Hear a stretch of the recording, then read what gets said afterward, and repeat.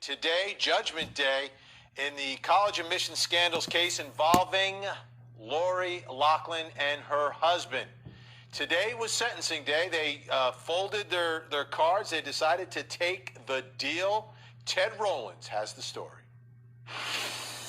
A year and a half after their arrest in the college admission scandal, it was Judgment Day for actress Loughlin and her husband, designer Massimo Giannulli. The couple pled guilty to paying $500,000 to get daughters Olivia Jade and Isabella into USC. The plan, orchestrated by mastermind turned FBI informant Rick Singer, was to pretend the girls were accomplished rowers. These photos of the girls on rowing machines were part of the government's case.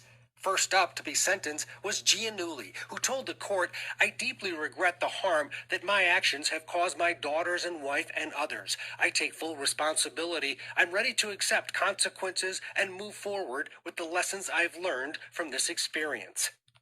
Judge Nathaniel Gorton sentenced Giannulli to 5 months, saying, "You're not stealing bread to feed your family. You have no excuse for your crime, and that makes you all the more blameworthy. That's not how it works in this country, and that's what you're about to find out." Then it was Loughlin's turn. She told the court, "I made an awful decision. In doing so, I ignored my intuition and moral compass, undermined and diminished my daughter's accomplishments. My actions helped exacerbate inequality in the education system, and that weighs heavily. I have great faith in God and believe in redemption and will do whatever I can do to redeem myself and be a catalyst for good. I'm ready to face consequences and make amends." The judge sentenced her to 2 months, saying, "Wonderful husband, beautiful home, resilient kids, more money than needed, a fairy tale life. You stand before me a convicted felon. And for what? You have participated in the corruption of higher education in this country. If we condone such criminal conduct, no matter who commits it, it undermines the fabric of our society. We can only hope that you spend the rest of your charmed life making amends." My advice is to recognize in the totality of her life, 2 months inside of a minimum security camp is a blip. Author and prison coach Justin Paperny is a former stockbroker who spent 18 months in federal prison. He says both Loughlin and Giannulli need to keep their heads down and try to use their time behind bars to be productive.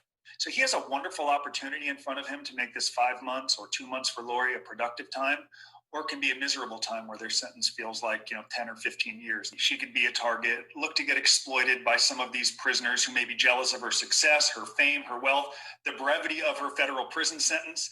So it's in her interest to understand how others will perceive her, to lay low, to understand her environment. Paperny also discounts the notion that minimum security prisons are country clubs. The reality is you're confined. You're told with whom you have to share space, what type of job, how many phone minutes a month. You can get sent to the whole or a higher security prison if you get into trouble or associate with the wrong people. So it makes for good headlines, a country club. Though having endured it, I can tell you there are very few similarities between life in federal prison and life in or being a member of a country club. All right, let's bring in Court TV anchor Ted Rollins, who was monitoring everything that happened today. Ted, this was actually a virtual appearance, right? She was supposed to appear in person, but because of COVID and the shutdown, it was virtual. What can you tell us about the demeanor of Massimo, the famous designer and a guy worth hundreds of millions of dollars, and of course, famed actress Loughlin?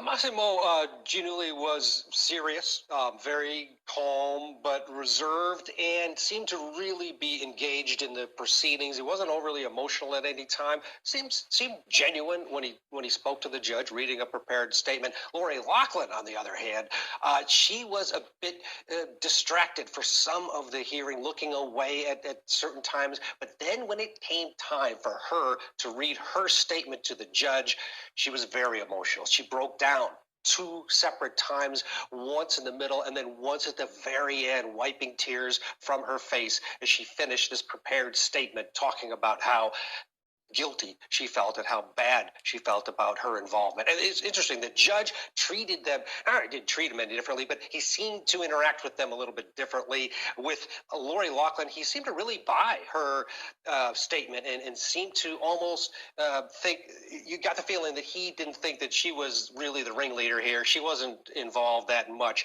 Whereas with Giannulli, he was more businesslike. And he said, hey, this is not how this country works, buddy, and you're going to find out. Yeah, the irony of all of this is that I don't think either one of those kids really wanted to go to USC, number one. Number two, Right. Their lives would change zero, and $500,000 for a USC diploma, yeah, nice school and all, but really, I'm sorry, that's just a dig because I went to a rival school.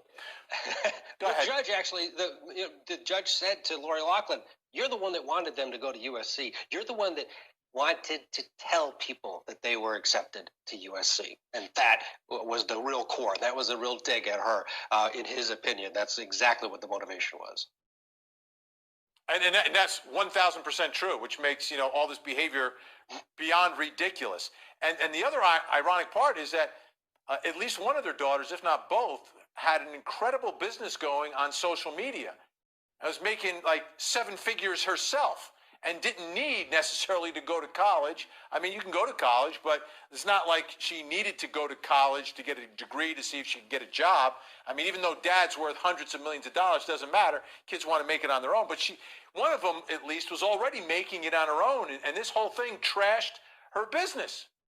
Absolutely, yeah. Millions of followers, and now she is known as that girl. Not what she had on her own accomplished. She was, doing makeup and what have you, but she really had the attention of millions of followers, which is, at that age group, it's worth millions for marketers, and that pretty much now wiped out. Yeah, she's back on, but she's not the same person. You look at her now, and it's like, oh, that's the cheating girl. And why? Because of her parents. Yeah. Because of her parents. They want to go to cocktail parties and talk about their kids at USC, which, again, it's USC. I mean, fine school, but it's USC. Right, let me ask you this, Ted. Exactly what I was going to say. What about the prosecutor? What was the tone of the prosecutor today? How would you describe that? We've seen this happen with all of these, right? This is not the first person to be sentenced. And there was a real sense of this is justice and people in this capacity can't just get away with things when they want to, because just because you're rich and famous doesn't mean you get what you want. And that was the tone from the prosecutor. All in all, though, I think everybody was happy with this deal. I think the prosecution was happy because, let's face it, this wasn't the strongest case. And I think in the long run, 5 months and 2 months is not a long time for those two to be incarcerated. All right, now, Ted, let's take a moment here, put a little perspective on all of this, because this case has been bothering me from the beginning for many different reasons. To me, what this was all about was federal prosecutors who have lots of resources, lots of money, lots of time, trying to make a sexy headline. Let me go after some rich people. And I'll go after these rich people, and I'll have some great headlines, and I could say this is the biggest college admission scandal anywhere, all right? That's what I think motivated them, number one. Because what's the alternative here? Is this really going to clean everything up? Next time, instead of giving $500,000 to Rick Singer, the ringleader of this scam that he was running, they'll give $1 million to the school, and their kids will get in. Does anyone really think this is going to change the outlook for rich kids? They'll just do it a different way. It's not going to change anything, because if this is all about privilege, because that's the arguments I've been hearing. These people are privileged. They think they can get whatever they want. Whereas if you donate $1 million to the school, guess what? They look at your application a little differently. Just like Harvard in their lawsuit got caught with the dean's little preferred list of, famous people's kids that would get in because their parents were famous people. Harvard actually does that. It was found out in their lawsuit when they were sued. It's unbelievable. So do people really think at the end of the day, now the college admissions process is going to be fair I do. On some level, I think that the next person who says, hey, if we pay X amount of dollars, we can get Junior into college, they're going to remember, maybe we shouldn't do that. Maybe Junior better get on in his own way or go to the community college for a couple years before he gets to USC or whatever college they're after. I get your argument. And that they found El Chapo and they had him turn to an informant to bring in all of the low-level drug dealers. I get that argument, but I think they fell into Singer. They didn't know what they had, and then what do? They saw an opportunity to send a very clear message that you just can't do whatever you want because you're rich and famous. And I think a lot of people believe it. It will be effective, at least for a short period of time. Well, but here's the other part of it, Ted. The universities. That's the real problem here, because the universities angry that they weren't getting the money, number one, but do you think that they're going to stop soliciting money from alumni? And do you think the alumni kids will have a worse, as even chance with everyone else? Or do you think they're going to have a better chance? Does anyone honestly think that if you donate millions of dollars to a school, that your child is not going to have the upper hand? And I don't care what school it is. They can say they're blind, but they're lying. I mean, these are all private institutions that can do all of that. There's nothing illegal about it, right? But it's the reality of the way these private institutions run their show. And that's the biggest problem I have with all of this, is that the feds are interfering with a private Why should this private institution get the protection of the federal government's resources to investigate and prosecute crimes, right? This is a private institution. This wasn't a public college, a public university. These are all private schools, and they operate in their own little way that they operate. And they let kids in because your dad's a senator, or your mother is the governor, or you know what? Oh yeah, your dad's on the board and he donated $500,000. Your mom's the president of that tech company, so you're getting in. I mean, that's the real world. And to me, this is just so shallow and gets nowhere near the actual thing that got people angry, which is rich people having an advantage to get in, because they still do, and they will. And it's not because of the rich people, it's because of the private universities and the way they operate. I mean, yeah, but did I say anything that's inaccurate there? No, but you got to be happy for the little guy on this one.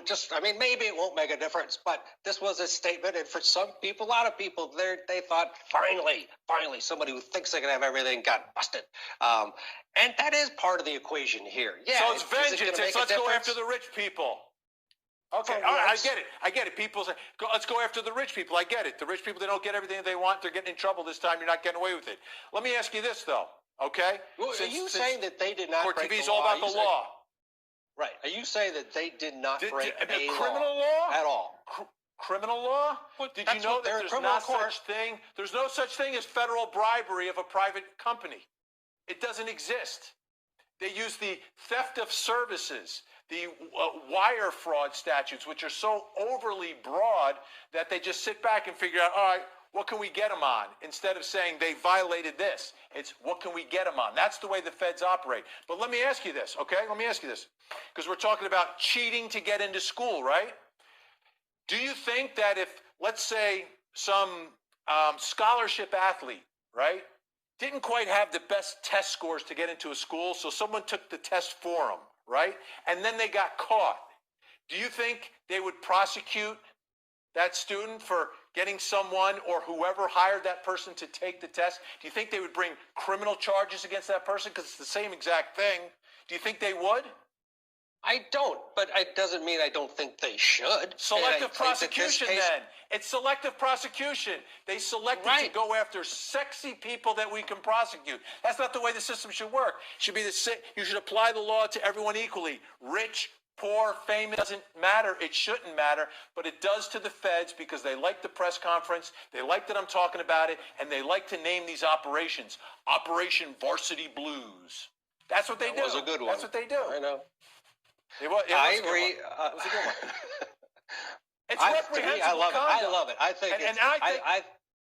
I think it's great that they did finally do something. The alternative is like, oh, well, just let's forget it. Let's forget it, because what does it matter? No, it does send a message, and it makes people think twice at least in the short term. I think it will be effective for the next person that wants to do something illegal to get their kid into college or inappropriate. All right. Next time I want the feds going after the private institutions.